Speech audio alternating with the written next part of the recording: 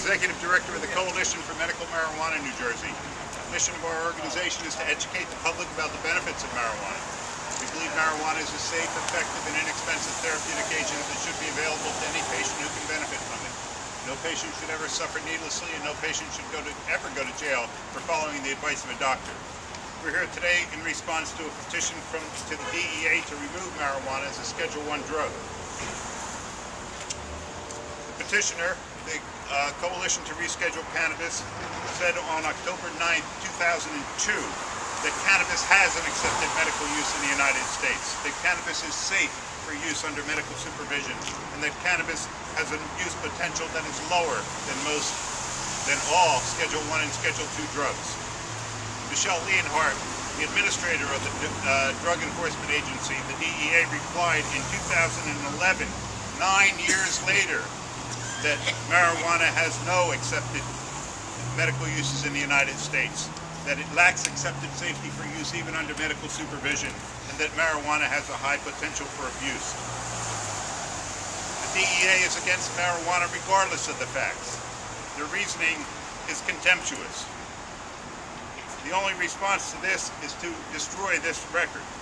It is a big lie saying marijuana has no accepted medical use. It is like saying that black is white, or that freedom is slavery, or that war is peace. And there is only one response to this, to destroy this Federal Register. That's how we refute the DEA's conclusion. The Schaefer Commission studied this issue for 2 years, and they concluded that marijuana was inappropriately scheduled as a Schedule I drug. The DEA's own administrative law judge, Francis L. Young, studied the issue for another 2 years, and he concluded that marijuana was inappropriately scheduled as a Schedule I drug. And there are 16 states in the District of Columbia right now that have medical marijuana laws that accept marijuana as a medicine. And there are another 19 states right now that have bills in their legislature for medical marijuana. There is an entire new field emerging of science called the endocannabinoid system that explains why marijuana is such a safe and effective drug for such a wide range of diseases and symptoms and conditions. And scores of state and national healthcare organizations demand immediate access to medical marijuana.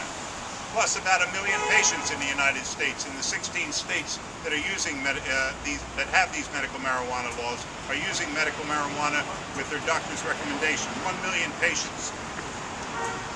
And countless patients continue to use medical marijuana in the states that have not yet passed medical marijuana laws. If that's not evidence of marijuana's medical efficacy, I don't know what is. The federal government says that marijuana is unsafe for use even under medical supervision. What an embarrassment to healthcare professionals who every day use far more dangerous and addicting drugs than marijuana. Marijuana has been called by the DEA's own administrative law judge one of the safest therapeutically active substances known to man. There's a lot about the dangers of marijuana in here, in the Federal Register. But if you put it all together, you find that marijuana has a safety profile that is the envy of most pharmacological agents that are used for the very conditions that are prescribed for these ailments that marijuana treats. Marijuana is not only safer than most prescription drugs, it is safer than many over-the-counter drugs. For example, aspirin and acetaminophen, the main ingredient in Tylenol, is one of the main causes of liver failure in the United States. And they say that marijuana has a high potential for abuse. The federal government makes words mean anything they want it to mean. It's a little like Alice in Wonderland, but not in a good way. In one place they define abuse as any unauthorized use, and then they admit that they don't authorize any uses for marijuana. So all those million people who are using marijuana in the states with their doctor's recommendation, according to the federal government, they're all abusing this drug. And there are about over 14 million people who use marijuana every month in the United States. They're all abusing marijuana, according to the federal government. There's a much more reasonable definition of abuse of marijuana, and that is when marijuana is used to the detriment of interfering with your family life, or your home life, or your work life. Marijuana has accepted medical uses in the United States. It is safe for use under medical supervision, and it has a low potential for abuse. For this reason, we're here today to destroy this copy of the Federal Register that says the opposite.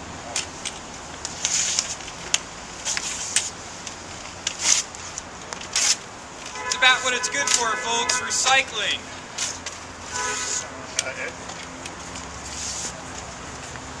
Ed? I'd like to introduce Ed Hahnemann.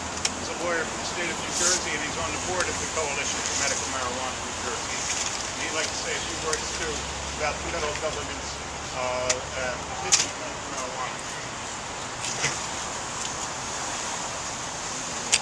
Well, thank you, Ken. I'm here to say anyone who's read the Federal Register report can understand why it took them 9 years to release it. It is frankly a pile of disingenuous crap. It doesn't merit the waste of paper it was printed on. It's a document that is an affront to the intelligence of the American public, and it is something I would expect to be issued more in Pyongyang, North Korea, or Beijing, China, than to the American people. We deserve better. It is not only a waste, but it is danger, and it is cruel. It's a waste of the resources. It's dangerous to the American people's reliance on their government, and it's cruel to the millions of sufferers throughout the nation that depend on medical marijuana.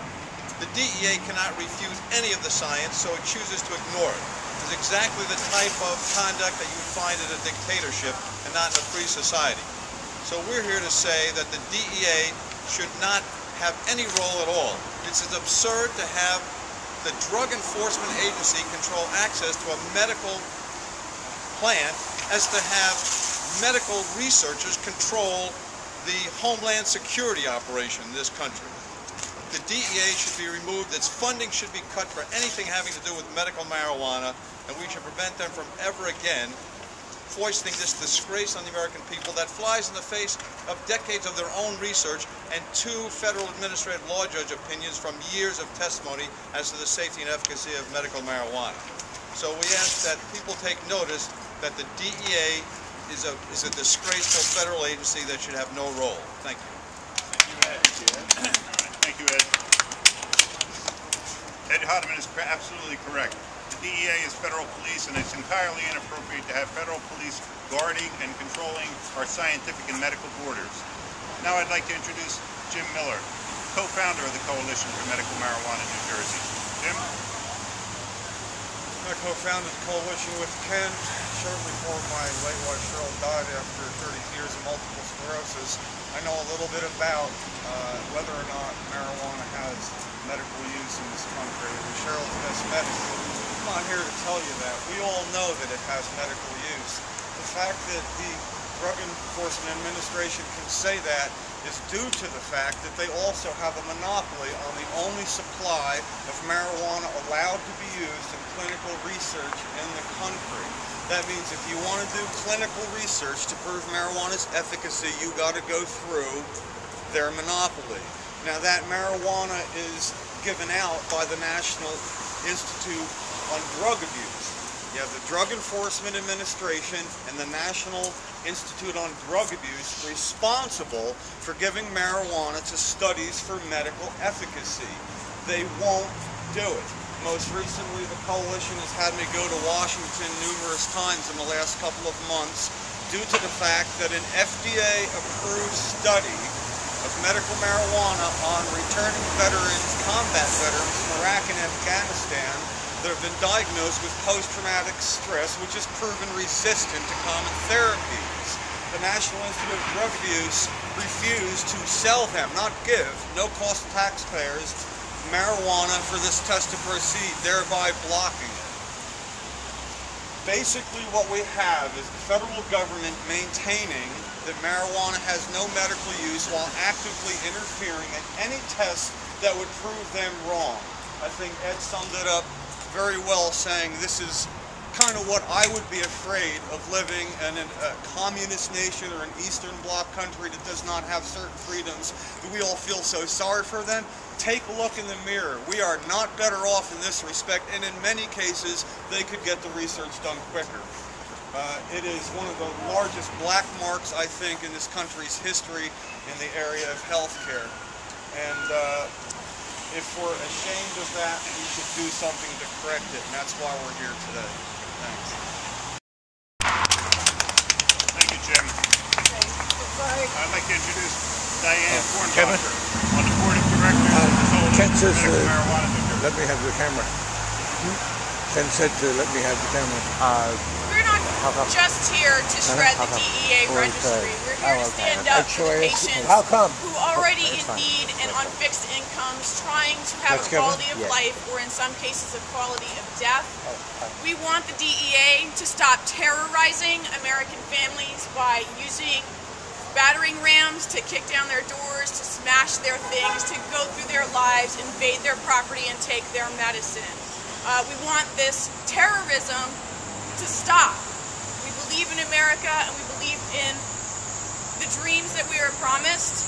We do not want people, especially those in need, to be afraid of their government. We believe that the DEA can do better, and we are challenging them to do so.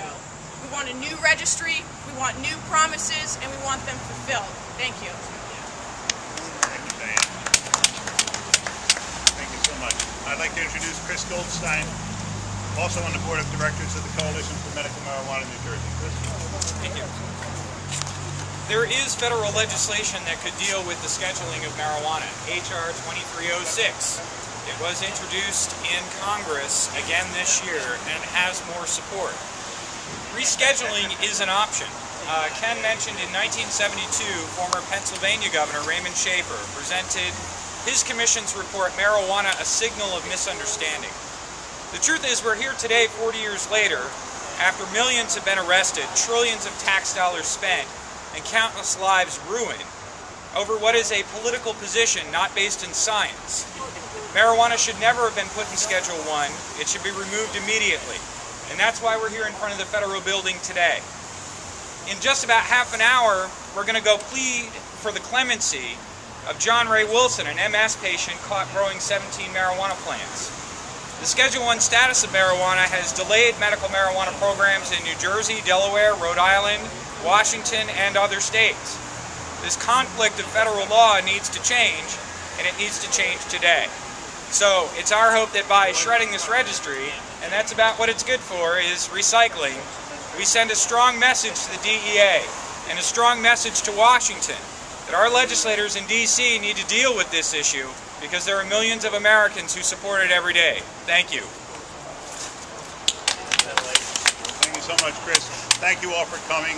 And our next event is right down the street at the State House in Trenton on West State Street. At 1 o'clock, the Senate Judiciary Committee will be hearing a resolution to release John Wilson from prison. Mr. Wilson is a 38-year-old multiple sclerosis patient who was arrested in 2008 for growing 17 marijuana plants to treat his multiple sclerosis. And when he went to trial, the judge would not even let Mr. Wilson tell the jury that he had multiple sclerosis, and that was the only reason why he was growing the marijuana. So it's been a terrible injustice that Mr. Wilson was arrested and is now serving a 5-year prison sentence in the New Jersey State prison system. And we hope that this resolution will be successful and that Mr. Wilson will be released from prison. Thank you again all for coming. Thank you. Thank you.